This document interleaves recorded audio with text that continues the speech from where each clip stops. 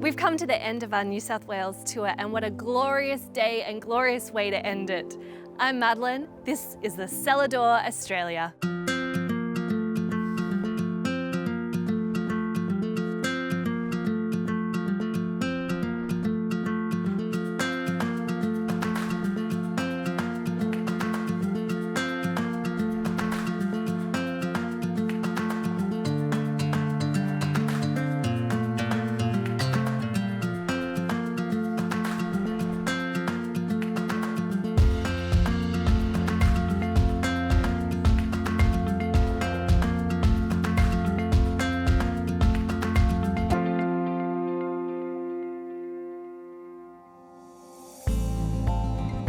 It's my last day here in the Hunter Valley, and what better way to cap it off than a visit to Tintilla, a boutique family-run winery and olive grove in Colburn.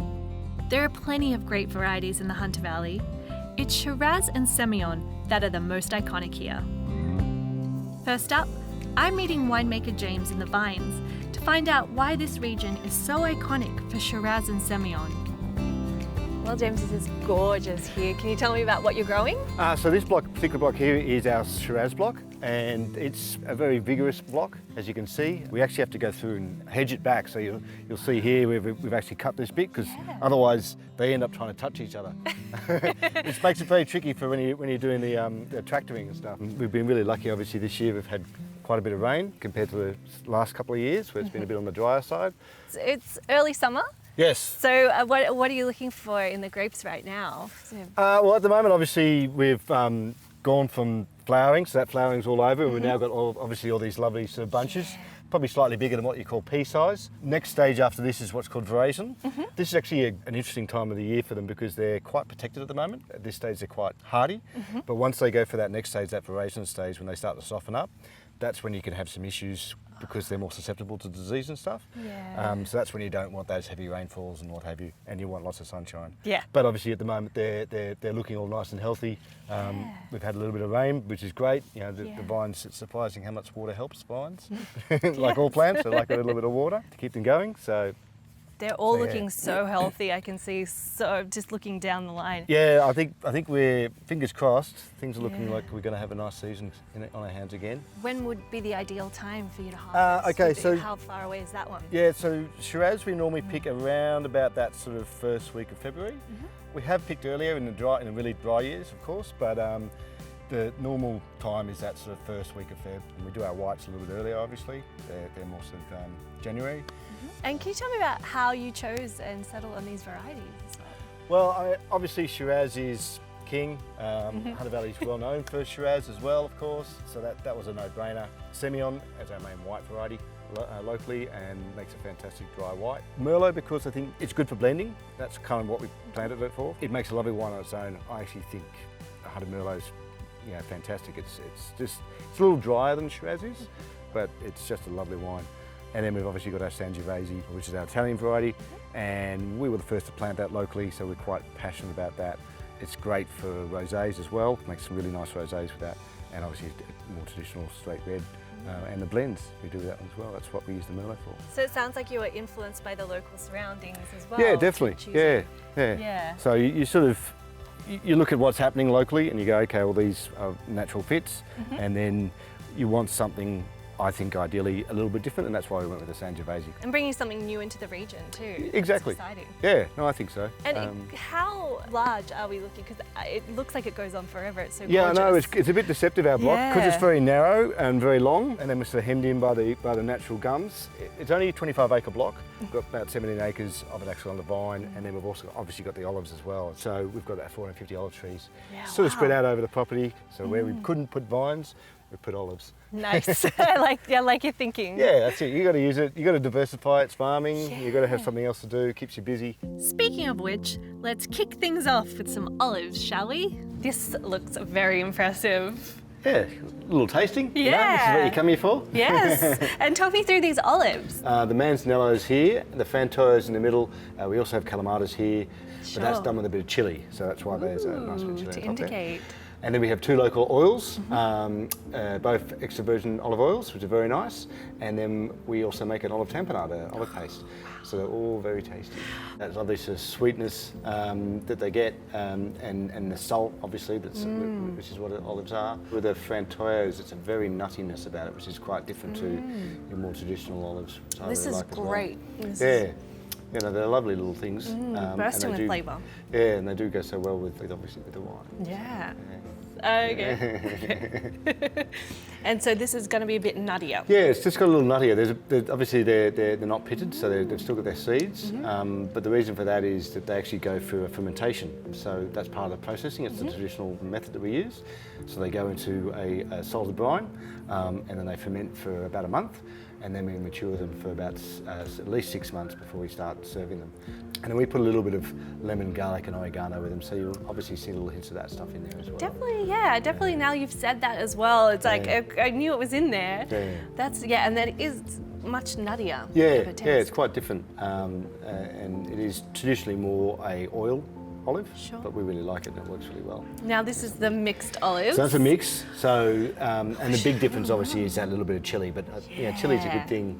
Chili's always a good thing. Yeah, and I actually didn't really like olives when I first started. Oh, working really? here. Yeah, when I was first doing it, but that's how I got into olives, was the chili. Yeah, now I love olives. So this is a good starting point for people that are a bit on the fence. Because that chili hides and it's moreish.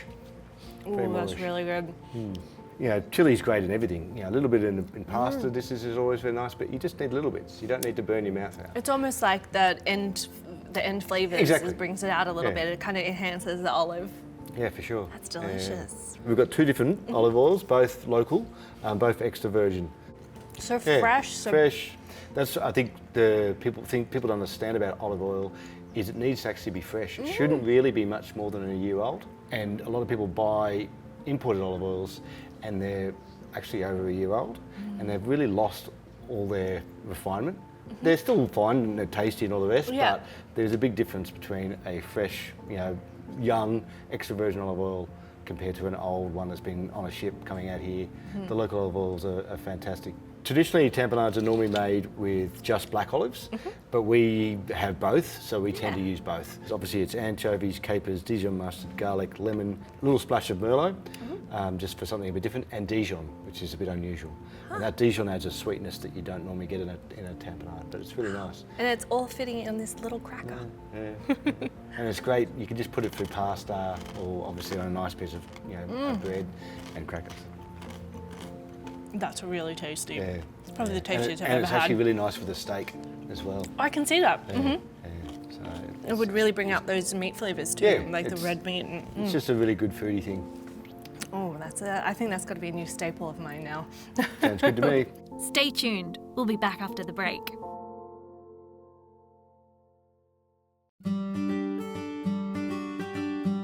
While South Australia is traditionally known as Australia's Shiraz capital, the Hunter offers its own unique take on the variety. So we're in the Hunter region. Yes. So what makes a Hunter Shiraz, in your opinion? They're a little bit lighter than some of the cooler climate sort of styles. Not quite as high alcohol, so normally a little bit lower, which I think is good, particularly if you want to have a few glasses. You don't want those, the alcohol to be up that high. It sort of knocks you over a bit. So a little bit more approachable, I think, as well. And they age really well. Obviously, flavour spectrums, obviously you get those lovely sort of spicy hints of mint, dark berry flavours, fruits of the forest, I suppose, are always sort of your classic sort of lines.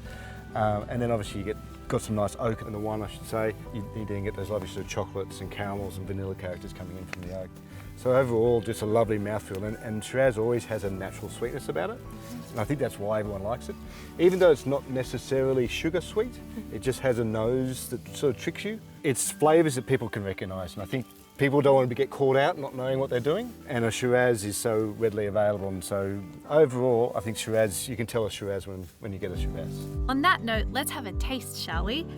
How about one straight from the barrel? So we're amongst these incredible barrels. What are we standing in front of here? So this is one of our Shirazes from this past vintage, 2021. So I thought we'd have a little sneak peek. Obviously not quite finished yet. Probably got another sort of 3 or 4 months at least before we start looking at bottling this. Okay. But it's it's a good example of what we've got coming. So so this is a 2021 Shiraz barrel that we have to have a little sample of. Like I said, a little bit early days still for this particular one, but it's getting there. Let me have a little look-see at it. Hopefully, you should see all those basic backbones of a Shiraz. So that lovely sweet fruit, like I said before, dark berries, sort of raspberries, blueberries, those types of things. Love a little bit of spice in there as well, of course. Little hints of mint, and then obviously you will see a bit of oak as well, so that gives you that lovely sort of caramel, chocolatey character as well for the wine. This is not a new barrel, but there's still a nice little bit of taste, oak taste left in it still, which is great. Time for sipping. So nice. Yes. Cheers. Cheers. That is really nice. So like I said, you can see that it's got that sweetness. Like this should have very little sugar in it, left over from the ferment, of course. Wow. But it just has that sweetness about it, which is what I think everyone likes about Shiraz. Yeah. You're going to get that lovely sort of dark berry flavours, lovely richness about it. I think I'm looking forward to these wines. I think they're going to be good. So when will people be able to get their hands on a bottle? A bottle of this, Yeah. Depending on what's going on, it's probably not going to be till at least the end of 22, maybe early 23. It's sort of one of those sort of things. Tend to like to leave them in bottle for at least 6 months if I can, just because I think they mature a little bit more. A little bit of time in bottle is always a good thing. I think, particularly Hunter Shiraz, I think they really do appreciate a little bit of bottle aging. Obviously, people can't do too much of that nowadays. People tend to be very buy now and drink now. But if you can, a little bit of bottle age always helps. Particularly, I think a Hunter Shiraz. Definitely, your patience will pay off. That's exactly right. Yeah, for sure. And because we've got some lovely oak barrels in here.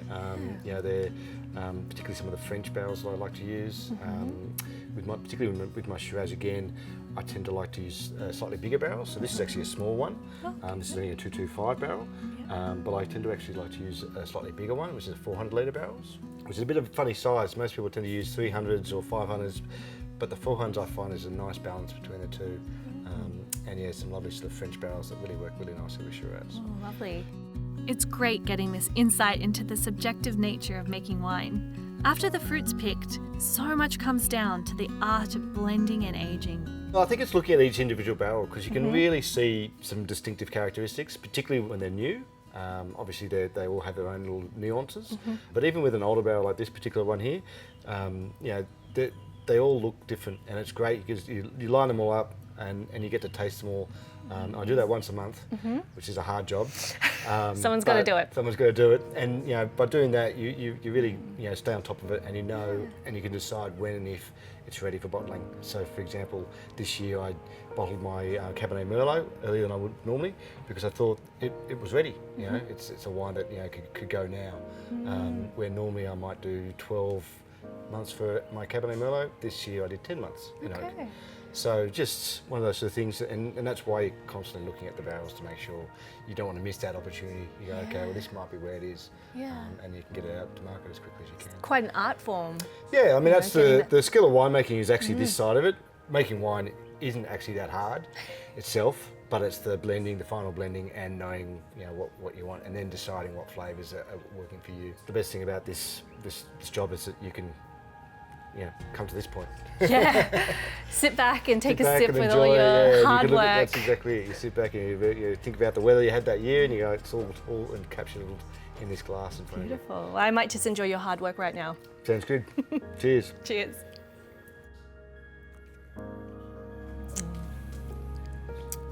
Very good.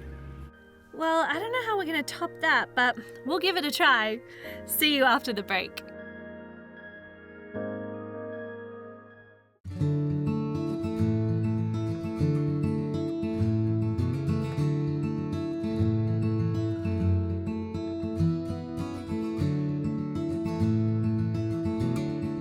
Next, a chat with James out in the idyllic garden with a beautiful Sangiovese. So you put on a pretty perfect day for us here at Tintilla. Very lucky. The weather is really turning on today, thankfully. Thank you.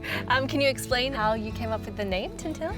So Tintilla was a popular wine style, similar to what Claret, but rather than being from Bordeaux, it's from Spain and Portugal. As far as I know, there's no one really making that style anymore, but it was a red. Tinta is Latin for red, so... And what about your logo?